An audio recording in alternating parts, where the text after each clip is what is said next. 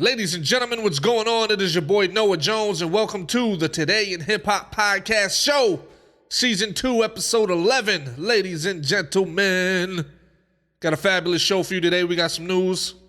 We got some Megan Thee Stallion news. We got some Doja Cat news. And we got some news from the man himself, Mr. Neyo. There's trouble on the horizon, brother. Trouble on the horizon. Now, I am your host, Noah Jones. I appreciate everybody for tuning in. Make sure, like, comment, subscribe, share the podcast with a friend, whoever you think may be interested in knowing about the daily hip-hop news. So first and foremost, we're going to talk about Doja Cat. Shout out to Doja Cat. She's one of the only females that's popping right now as far as this music thing. So whenever you see a female in this male-dominated industry, you got to show them some love, especially when they're making some noise. Now, she looks like she's having a midlife crisis, ladies and gentlemen. Or maybe not even midlife, because I think she's young. She just got some shit going on that nobody seems to know about, or maybe she knows about. Oh, no, she's just not talking about it. But we're going to get into some of that shit right now. Doja Cat apparently has shaved off not only all of her hair, but her fucking eyebrows as well. She cut off her eyebrows look. She looks like a she looks like a skinned cat. She looks terrible right now. You know what I mean? Terrible. I don't believe any woman who shaves their hair completely bald and their eyebrows are doing the shit and thinking that they look magnificent. Like, oh, I look so beautiful. Bitch, you don't look cute. You look ugly. I'm sorry to tell you. Your sexual marketplace value just dropped by about 1,000,000 points by you doing that shit, Doja Cat. Now, it says Doja Cat unveiled a bold new look on Instagram Live after shaving her head and her eyebrows, which she explained to her fans. She stated, "You guys have seen me wear my natural hair. I had it like 2 eras where my hair would be out. I would straighten it. There was a moment when it was natural. And I don't even wear it natural because I don't feel like it. And it's just a fucking nightmare, dude. I'm over it," is what she says. She says Doja Cat added also, "What is the use of having hair if you're not going to wear it out? I don't even sport it, so I'm shaving it off. There's no point. I've never felt so fucking happy. Like, it's very funny how much an effect taking my hair off my head has positively influenced me." The singer went on to explain how shaving her head would allow us to do stuff like surf and strenuous workouts. She also stated that wigs will look better on her shaved head, and the only worry she had was that she had an odd-shaped head. Yo, first and foremost, I can understand where having short hair, because even me, myself, I have long hair now. I just don't be giving a fuck, to be honest. I don't care. I like my hair short. When it's wavy, it's easier to manage. I like my hair long and curly like it is now. It's still easy to manage. I don't really give a fuck. But the crazy part about it is, I think there's more behind this shit. People do this type of shit when they're really looking for attention. You know what I'm saying? She's got to be looking for attention right now. She had that big situation where she was trying to holler at the cat from Stranger Things. That shit didn't go well. So what happens is now she's back in the news for something else. See, with artists, a lot of times, this is what happens, ladies and gentlemen. What happens is when the music goes cold and people stop talking about their music, whether it's briefly or for a long period of time, they pull these PR stunts or they do these weird-ass things to get people talking about them again. You see what I'm saying? To me, there's no real benefit of shaving off, as a female, shaving off all your hair and shaving off your eyebrows. Remember, women are the ones that like to pay for these expensive weaves. They pay for these expensive wigs. So obviously having hair is important to them. So for her to shave her shit all off, including her eyebrows, I mean, what benefit does shaving her eyebrows have? You know what I'm saying? Why would you shave off your eyebrows as well? I think there's some other deeper shit going on. I think in her mind, she's going through some sort of crisis Because when you're happy, you don't have to state, oh, I'm so happy. Oh, I'm so elated. Oh, this is so great for me. Who are you trying to convince? You trying to convince yourself or you trying to convince us? You know what I'm saying? I don't know any normal individual that would do shit like that. I have daughters, and I freak the fuck out when they cut even a small piece of their hair because they have long hair. So I freak the fuck out like, yo, what are you doing cutting your hair? Like, you're a woman. You're supposed to keep your shit long. It's natural. It's long. It's nice. Leave your hair long. You know what I'm saying? Blessed to have good hair. Why cut the shit off? So I think that there's some shit going on. I think that there's something behind the scenes that's troubling her, and this is her form of escapism or whatever the case may be. Maybe she's being harassed behind the scenes by certain guys. Maybe she's trying to make herself look unattractive so these people are not interested in her. You know what I'm saying? Who knows exactly what the reason is? All I'm saying is the shit is peculiar. It's peculiar as fuck. And it's not styled. It's just shaved fucking bald. And the eyebrows, you got your bones all protruding and shit. This shit looks crazy, yo. Shit looks crazy. So I don't know what she got going on. My prayers go out to her. Hopefully she sorts the shit out and the shit gets back to normal. But, I'm not trying to lay in bed with a woman and fucking put my fingers through her hair and all of a sudden pull her fucking hair off and the shit lands on the pillow next to me. You know what I'm saying? That'd be a very uncomfortable experience. So shout out to her. Hopefully she works the shit out. Now, next story. We're going to talk about Megan Thee Stallion. Now, Megan Thee Stallion apparently has had some music leak. Some of her music off her new album. I noticed she was online talking about how her new project is done. She was excited about it or whatever the case may be. But apparently, some of her music has leaked. So she's on Twitter. And basically she's like, my bad. She wrote on her Instagram stories about the songs being leaked. And it says, this comes after Megan revealed that her next album is completed in the release of her singles, Pressureless and Plan B. Megan wrote in her stories, I can't catch a break. My label hates me. And my shit always leaks. At this point, invite the hotties to the studio and shoots. She added on Twitter, why continue to choose peace when everyone else chooses violence? Megan continued her thoughts on Twitter writing, I got money. I pay for a lot of my own shit.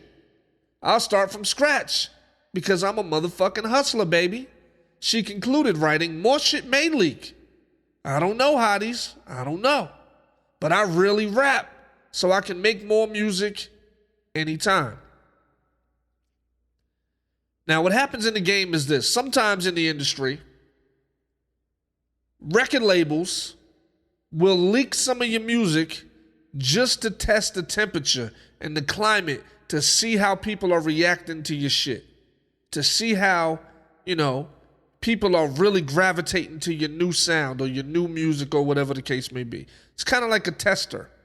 You put a little bit out, see what the feedback is. Before the whole project is done, you have time to go back in and adjust where necessary. I think that the climate right now is cold for Megan. You know what I'm saying? It's cold for her. So because of that, I think her record label's just dropping her shit just to see what people are saying. And her saying, oh, she can make more music anytime, the label's going to send you back into the fucking drawing board to write and record new shit anyway if this shit isn't popping the way it's supposed to be popping. If they drop your new record and nobody gives a fuck about it, they're going to tell you go back to the lab because obviously we can't go in this direction. You know what I mean? So her basically saying, hey, I really rap so I can make more music anytime. That's just a cover-up for the fact that, that her shit is leaking and people are not really gravitating to it the way that she expected it. You know what I mean? So she's also saying that some more of her records may end up leaking as well. Now, I'm not sure how the industry's doing it as far as records now, but I remember many years ago If you had 11 tracks on your album, you was recording 40 records. And they was picking the best 11 out of 40. And then what they would do with the other joints is they would either throw it in the vault, so that way they have unreleased music from you, or they would throw those shits out as B-sides just to basically let people know that you got some shit coming. Basically to feed the streets until your project drops. But, you know, at this day and age, shit, you can upload your whole album to the streaming sites, record some new shit, and have them edit it and put the new version up on there. Case in point, Khalees was going crazy over Beyonce using an interpolation of one of her songs. She complained so much online about the shit that Beyonce just went into the actual song and took the shit off and then re-uploaded the shit to Spotify, iTunes, Tidal, and everywhere else.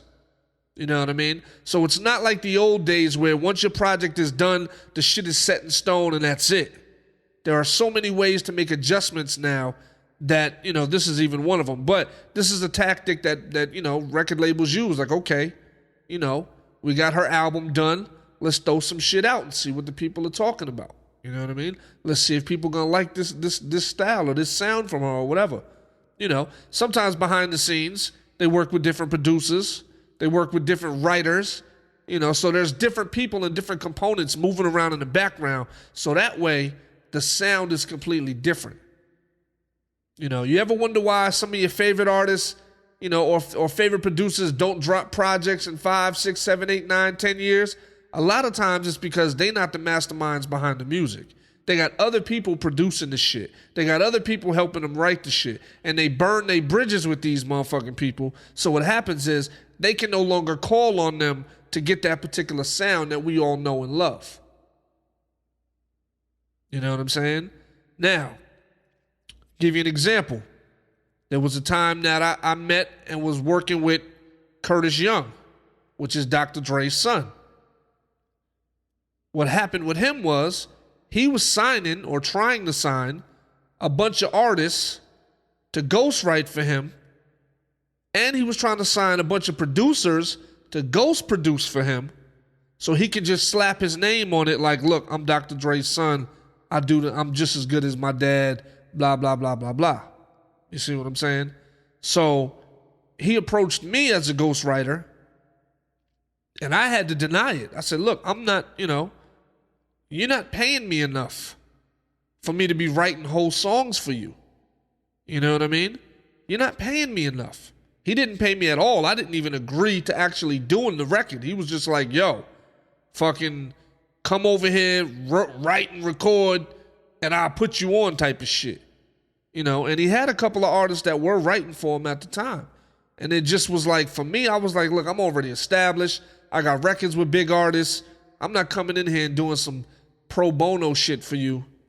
You know, when you're Dr. Dre's son and you probably have some resources to where you can get motherfuckers paid. You know what I'm saying? I'm not doing no pro bono shit to where, you know, you got me writing all these albums for you and I'm not even getting credit because I'm a ghostwriter. And like I said, I just used my intuition and my sense, and I was just like, nah. But anyway, back to the story at hand. Megan is probably ice cold right now. And because she's ice cold, they just putting feelers out there. I don't think it's anything personal. She says her record label hates her. I don't think that's the case. I think that they are just looking for and gauging how the people are looking at her music at this point in time. Now, we're going to go on to the main story. The main story is about Mr. Neyo himself. Now, Neyo's wife, Crystal Smith, who previously called out the singer, saying he cheated on her. You know what I mean? She filed for divorce. She filed the documents in Atlanta early this week, noting that she and Neyo's marriage is irretrievably... oh my God. Irretrievably... Pardon me, I'm getting a little too excited. Irretrievably broken, with no hope for reconciliation. Smith went on to say Neyo had a child with another woman, and that the separation started on July 22nd, 2022. Smith also said she's been taking care of their 3 children since the separating. As of now, Smith is asking for joint legal custody, primary physical custody, alimony, and child support. Now, we have no idea who this mystery woman is as of yet, who he fathered this other child with. But I'm going to tell you right now what she is going to do to Mr. Neyo. She is going to take his ass to the bank. She going to take his ass to the bank. Hey, take his ass to the bank. Wait, she going to take his ass to the bank. Nigga, let me explain something to you, bro. When it gets to the point where you are going to cheat on a woman you got all these kids with that you're married to, you might as well just end the marriage and do all that shit before you even go there, bro. Because here's the thing. Because of all of that shit, and remember, Neyo ain't had a hit in who knows how long. It's been a long time since he's been at the top of the charts and since people have been talking about him as far as his music and everything else. He hasn't made the impact lately that he did back in the day when he was all over the place. Neyo makes some great music, some great love songs. He should know better. She's going to take his ass to the bank. So what he should have did was he should have been like, you know what, this shit ain't working. Let me dead this relationship now, because what's going to happen is she's going to provide all this information in court and she going to take his motherfucking ass to the bank. She going to take his ass to the bank. Got 3 motherfucking kids. She going to get alimony. She going to get child support. And you know what alimony means? Alimony means she could date another nigga while you are financially paying for the shit. So she going to be getting money from Neyo and fucking another nigga on the side, using Neyo's money, taking this other nigga out on trips, paying for shit with this other nigga. Alimony is crazy.